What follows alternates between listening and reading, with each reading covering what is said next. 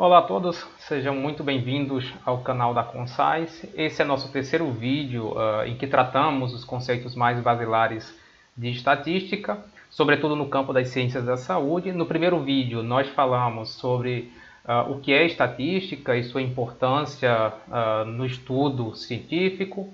No segundo vídeo nós falamos sobre variáveis e hoje, nesse terceiro vídeo, nós vamos falar sobre população e amostra. Tá? E esse é um conceito extremamente importante na construção do processo estatístico. Vamos imaginar o seguinte, que você tenha um engenheiro, né, e ele tenha como questão de pesquisa avaliar a resposta de carros populares 1.0, por exemplo, em ambiente de chuva. Né? Então eu tenho uma pesquisa que tem essa intencionalidade. Por outro lado, eu tenho um profissional de educação física que deseja avaliar, por exemplo, a importância de atividades físicas grupais na dor lombar crônica de idosos, sejam eles institucionalizados ou não. E a pergunta que a gente se faz é: o que tem em comum entre o estudo realizado ou proposto por um engenheiro e esse estudo proposto pelo profissional de educação física? Há alguma semelhança entre eles? E a gente vai pensar que sim, porque ambos lidam com populações. E aí a gente rompe com a primeira ideia de que população ela é sinônimo de habitantes, e isso não é verdade para a estatística. Eu posso ter como população habitantes de uma cidade, como está a obra da Cidade do Amaral. Eu posso ter uma população de pinguins, eu posso ter uma população de pregos parafusos, eu posso ter uma população de girassóis, de formigas e até mesmo de biscoito champanhe. Então, suponhamos que eu quero avaliar, por exemplo, qual é a produtividade de cada girassol de uma determinada fazenda. Então, a minha população são todos os girassóis que estão plantados naquela área. E a partir dela a gente vai extrair uma amostra para fazer um cálculo da produtividade da fazenda. Ou mesmo se aplicaria, por exemplo, a qualidade de biscoito champanhe. Então, num estudo sobre a qualidade, sobre o teor nutricional desse alimento, esse alimento em si, ele constituirá a população do estudo. Então, a gente rompe com aquela ideia de que população é habitante. E para a estatística, isso não é verdade. Tá? Então, o que é uma população? É um conjunto de unidades experimentais que apresentam uma ou mais características em comum e que, portanto, será objeto de análise ou de investigação por parte do pesquisador. E aí, uma pergunta que é bastante comum. É possível fazer pesquisa com toda a população? O Brasil tem em torno de 213 milhões de habitantes. É possível uma pesquisa com toda a população? Sim, não só é possível, como é verdade. Tá?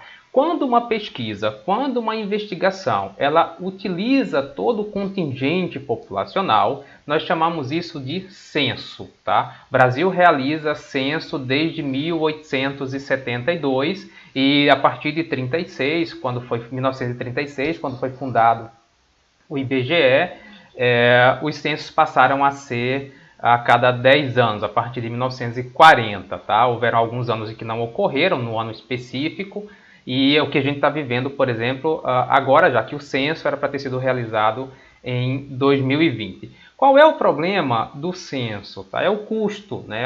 É uma pesquisa que é muito onerosa, que é muito cara. Somente o censo de 2020 estaria orçado em 3,4,5 bilhões de reais.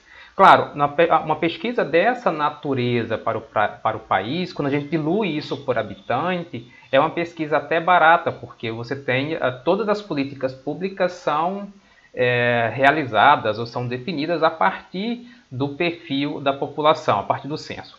Mas no comum a gente não consegue fazer estudos com censo, e aí muitas vezes bate um certo desespero no pesquisador, no estudante de graduação ou pós-graduação. E agora, o que devo fazer? Uma alternativa ao censo, que é uma outra forma de construir a sua população de estudo, é extrair uma amostra dessa população. Tá? Eu vou extrair sujeitos desse total e esses sujeitos eles comporão uma amostra, ou que a gente chama popularmente de população de estudo. Tá? E aqui cabe a gente ressaltar dois conceitos que são importantes. Toda vez que a gente fala em população fonte, eu estou me referindo ao universo populacional, ou seja, a todo o contingente de pessoas que podem fazer parte da amostra. Tá? Então, se eu faço uma pesquisa com brasileiros, todos os brasileiros constituem um universo populacional e a partir desse universo eu faço uma extração da amostra. Quando eu falo em população de estudo, eu estou falando da amostra propriamente dita, que é essa população que será parte do estudo. Então, a população do estudo ela é diferente da população fonte. A população do estudo ela está contida na população fonte. É a partir desse universo populacional, dessa população fonte, que a gente vai extrair uma amostra para a nossa investigação. Tá? Bom, mas como que a gente lida com isso? Como é que a gente entende quem é a nossa população fonte? Né? Suponha que você tem uma fazenda e você produz nessa fazenda maçãs e morangos. E você deseja avaliar a qualidade das maçãs da sua fazenda para fins de exportação, por exemplo. Então, o teu universo populacional, se o seu objeto é maçã, no seu universo nós não podemos considerar os morangos. Tá? Essa é uma característica importante porque vai definir o tamanho da população do estudo. E o tamanho da população ela pode ser, por vezes, enviesada em razão desse processo. Né? Vamos supor, agora fazendo uma transposição para uma realidade mais próxima da gente. Suponha que você, que está aí do outro lado, pretende desenvolver um estudo sobre o desenvolvimento neuropsicomotor de crianças de uma escola pública. Aí eu vou ter que calcular uma amostra. Né? Aí eu pergunto, quem é o meu universo amostral? Quem pode fazer parte? Então, só pode fazer parte do meu universo crianças, né, de uma escola pública X, de uma escola pública previamente definida. Aí eu pergunto, o que é criança? Né? Porque suponhamos que nessa escola eu tenha sujeitos entre 5 e 17 anos. Todos esses indivíduos eles vão compor o universo a partir do qual eu vou calcular e extrair uma amostra? Não, porque para a legislação, criança é aquele sujeito até 12 anos incompletos. É o que diz incompleto, é o que diz o Estatuto da Criança e do Adolescente. Então, no meu universo só vão entrar essas crianças que tenham até 12 anos incompletos. E a partir desse contingente específico que eu vou calcular a minha amostra ou a população de estudo. Essa amostra que a gente calcula, ela deve ter representatividade. E esse é um dos problemas mais importantes que a gente observa na pesquisa. Muitas vezes não foram evidenciados resultados significantes, mas o problema não está que não exista no mundo real aquela diferença, mas está na representatividade da população, no cálculo amostral realizado inadequadamente. Então, eu tenho que ter uma representatividade que é quantitativa, que é numérica, e aí eu posso aplicar um teste específico para calcular o tamanho da minha amostra.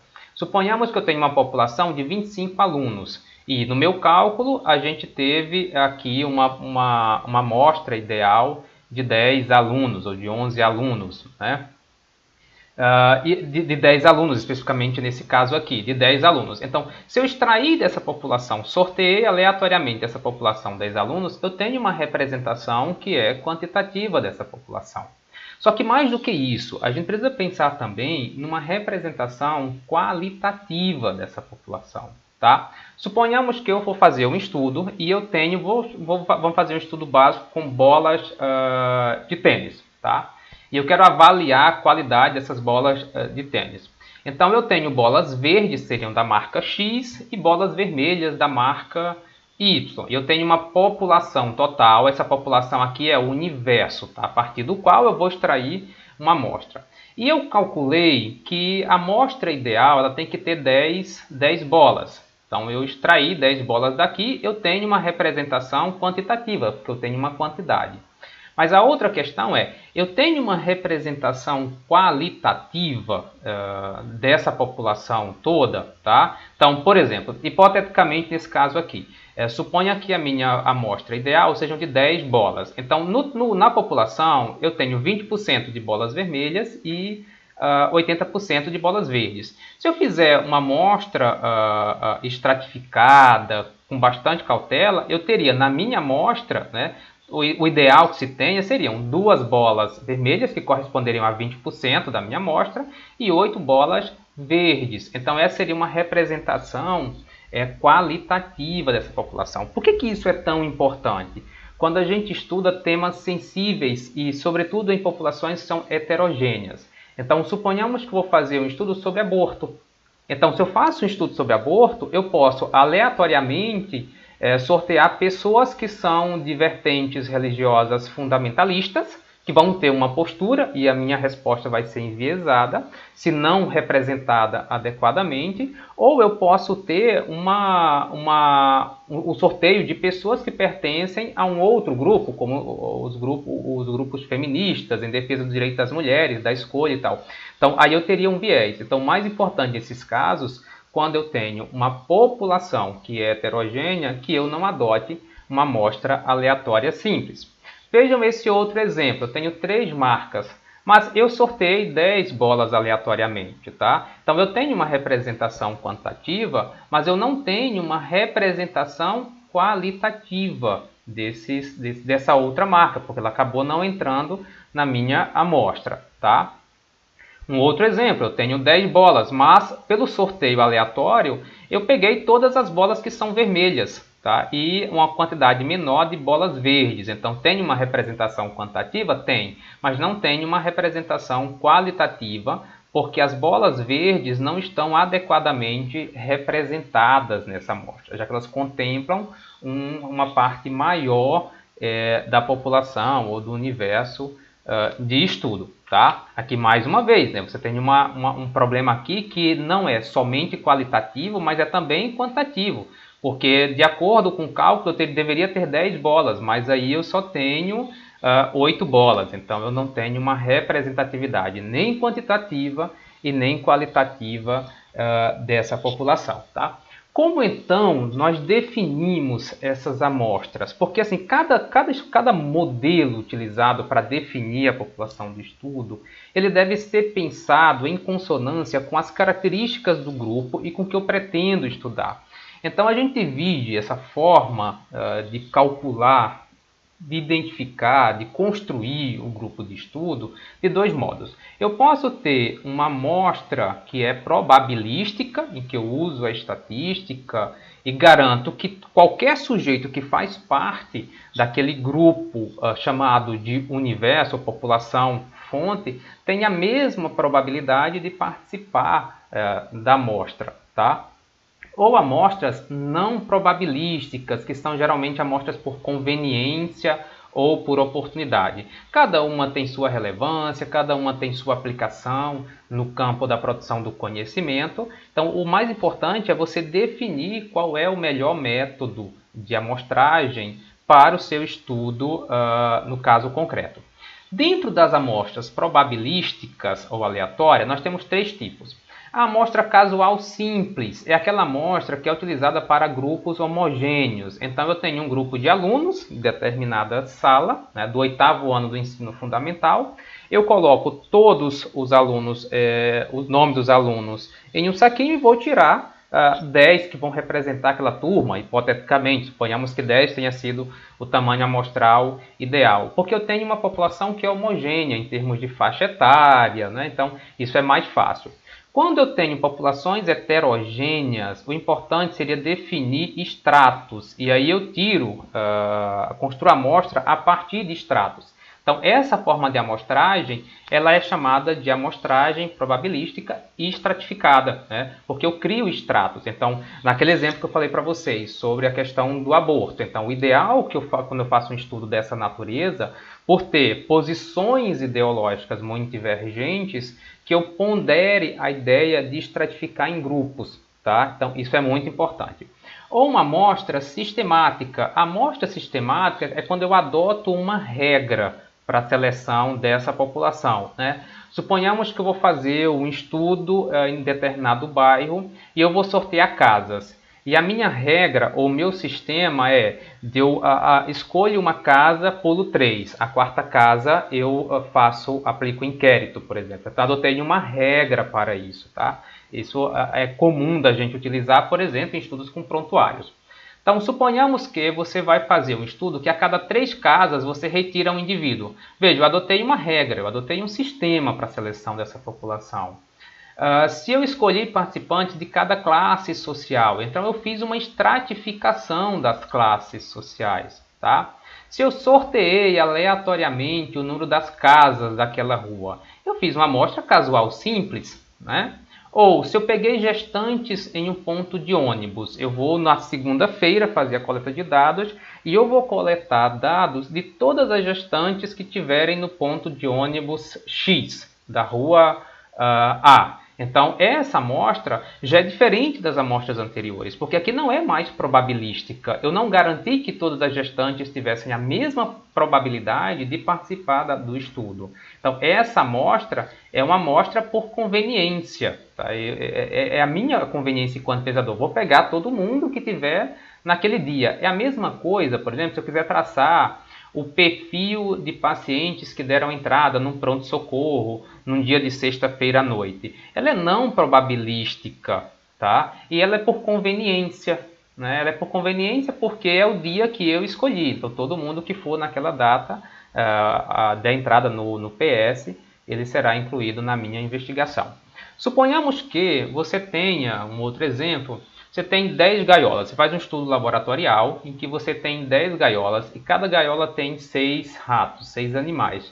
E você quer selecionar 10 animais para fazer um histopatológico, por exemplo, né, para incluir na tua população de estudo. Então, esse aqui é o universo todo, né, esses 60 animais. Desse você vai extrair 10. Então, a melhor forma é você tirar um animal de cada uma dessas gaiolas, tá? Numa amostra simples, né?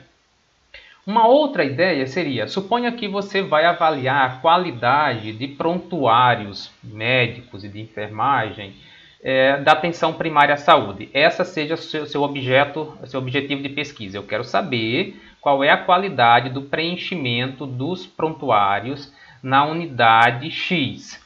Eu vou adotar. Qual a estratégia que você vai adotar para a seleção dos prontuários que é a população de estudo? Vou adotar uma regra. Vou selecionar 1/3 dos prontuários, mas aí eu vou selecionar sempre o terceiro. Vou colocar todos em ordem alfabética e vou selecionar o terceiro. Quais seriam então os prontuários que eu iria selecionar? Então eu iria contar 1, 2, selecionaria o terceiro. 1, 2, selecionaria o terceiro. 1, 2, selecionaria o terceiro. 1, 2, o terceiro. 1, 2, o terceiro. Então, os prontuários que eu iria incluir seriam, na minha pesquisa, o prontuário da Betânia, da Ludmila, do Otávio, da Silvia e da Xuxa. Né? Nesse sistema que eu adotei, nesse conjunto de regras que eu adotei. Tá? Agora, suponhamos o seguinte. Vamos supor que você é nutricionista e você deseja entrevistar 50 mães de crianças com idades entre 3 e 4 anos para conhecer os hábitos alimentares dessas crianças. E você é nutricionista da escola. Qual é o tipo de amostragem que você está adotando aí? Nesse caso, uma amostragem por conveniência, né? Eu trabalho na unidade e eu quero desenvolver esse estudo. Tem algum problema em relação a isso? Não. O que eu devo obedecer é ao regramento ético, né? E todas as diretrizes da boa pesquisa. Mas, no mais, é uma forma de análise. Claro, quando a gente garante que qualquer indivíduo faça parte do universo populacional, ele tem a chance de participar da população, e isso é muito mais seguro do ponto de vista dos resultados, né, das implicações práticas dos resultados. Tá? Então, é muito importante que você que está aí do outro lado, que vai fazer pesquisa, que pense quem é a minha população, quem é o meu universo, né? E a partir dele, quem será a minha amostra, né? E como que eu vou selecionar essa amostra para a minha investigação, tá? Até o próximo vídeo.